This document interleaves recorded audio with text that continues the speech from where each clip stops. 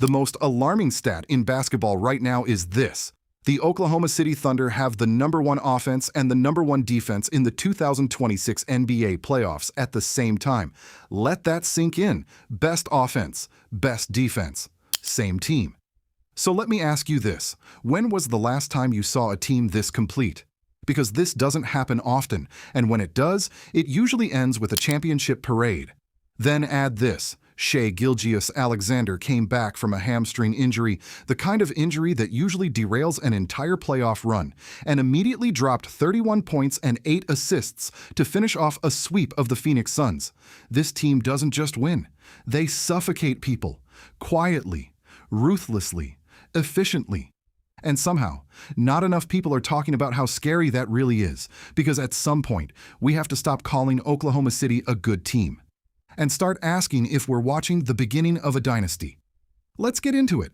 You're watching The Sports Verdict Daily, where we break down the biggest stories in American sports every single day and give you the final call.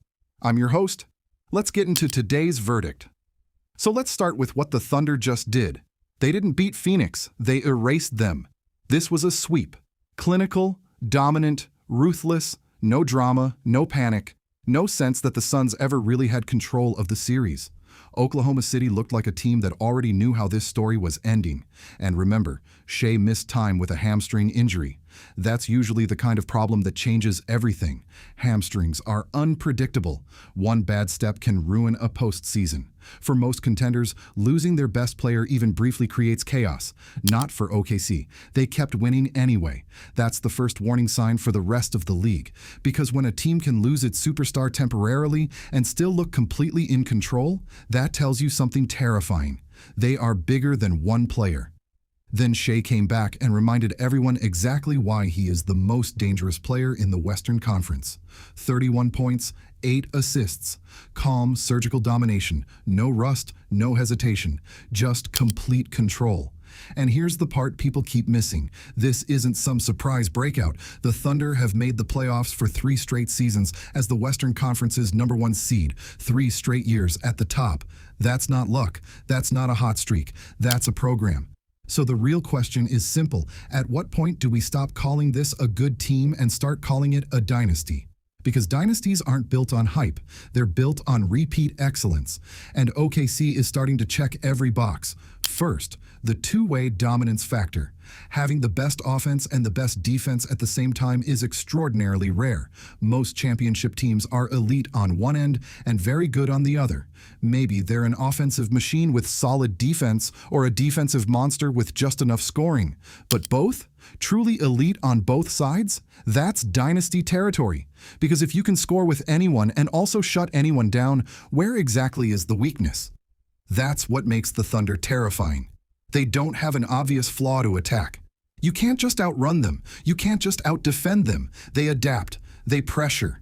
They force mistakes. That combination has historically been almost unstoppable. Second, the youth advantage. Most dynasties start dying because they get old. Legs slow down. Injuries pile up. Hunger fades. That's not Oklahoma City's problem. This roster is young, athletic, still improving. They are not defending a dynasty on tired legs. They are building one while still climbing upward. That should scare everyone. Because this might not even be their ceiling yet. Think about that.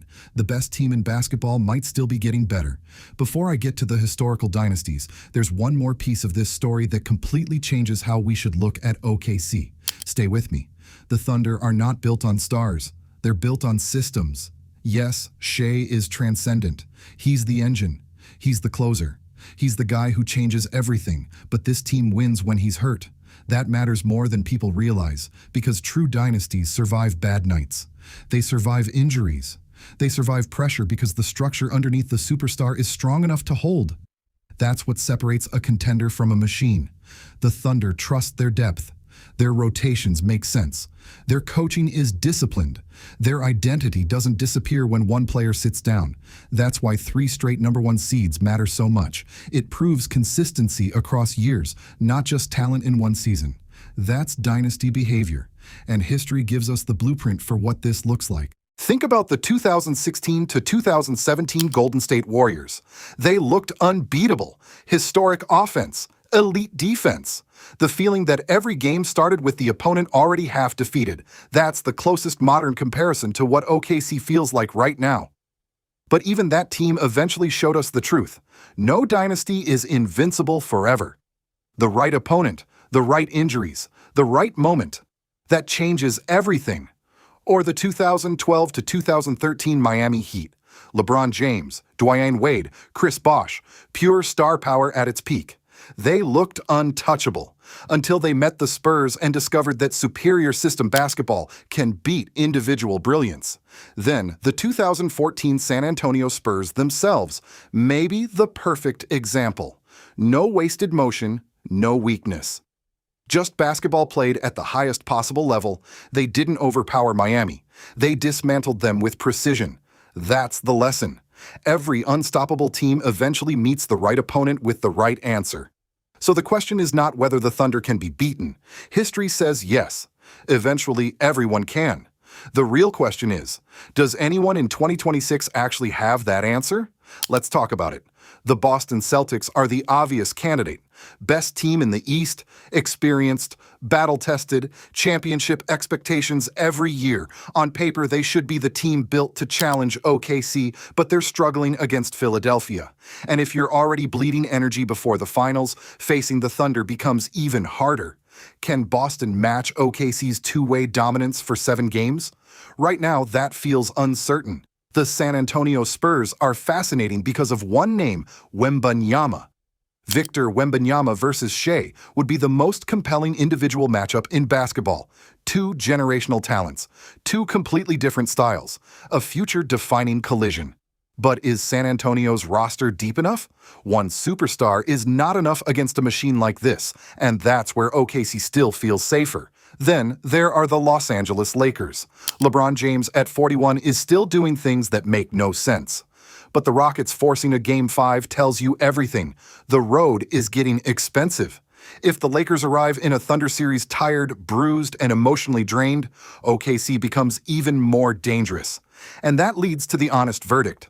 Right now, today, no team in the 2026 playoffs looks capable of beating Oklahoma City in a 7-game series. That is not hype. That is not bias. That is what the numbers and the eye test are both saying at the same time. Now, I know what some of you are thinking. It's the playoffs. Anything can happen.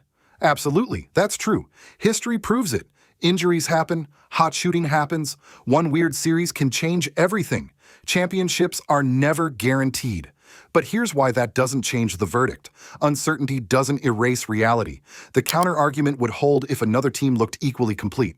But right now, nobody does. Not Boston, not San Antonio, not the Lakers, nobody. And until someone proves otherwise, the Thunder are not just favorites.